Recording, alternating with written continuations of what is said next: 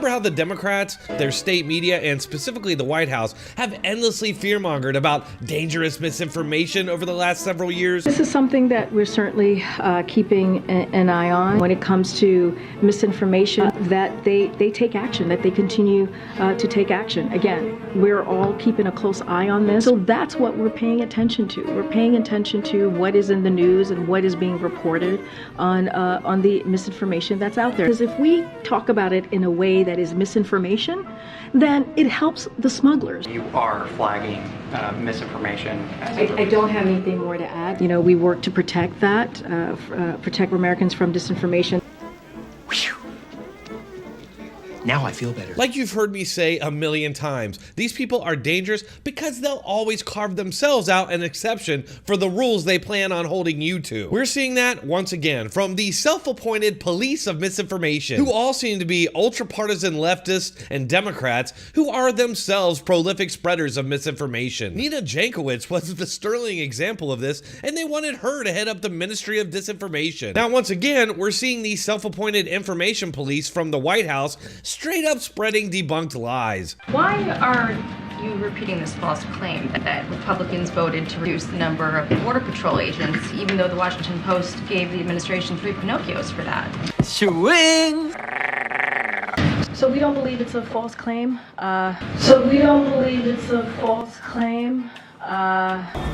Convenient. Oh, of course! How stupid of me! It's totally different when KJP spreads misinformation, because the White House still thinks it's true. Oh, how convenient for you to be able to carve yourselves out an exception to spread lies because you still believe they're true. Not only are they blatantly lying, but they're doing it so they can attack and demonize Texas and the Border Patrol for upholding our immigration laws, which also happen to be a barrier to the Democrats' plans for permanent control. Our statements were very direct here. Last year, House GOP voted, and not only did they vote for it, but they touted their Limit, Save, Grow Act. That's the act. Well, limit, and they vowed that it would never affect Border Patrol. They voted for and touted it, right? This is an act, and this would have forced the elimination of 2,000 Border Patrol agents. All of the fact checks on that.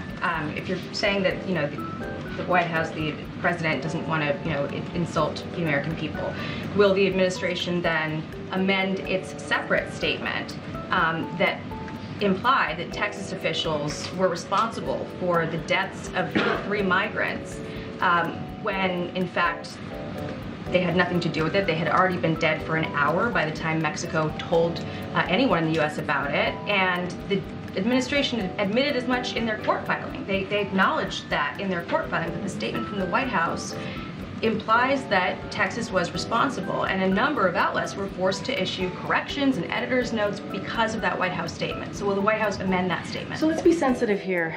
3 people died. 3 migrants died. But I'm just saying there was an ongoing. And the White House statement the White House statement says that Texas officials blocked U.S. Border Patrol from attempting to provide emergency assistance. There were other migrants in the water. Then why wasn't that included in the statement? There were other migrants in the water. That's what you were referring to. Our statement is very much consistent with DOJ.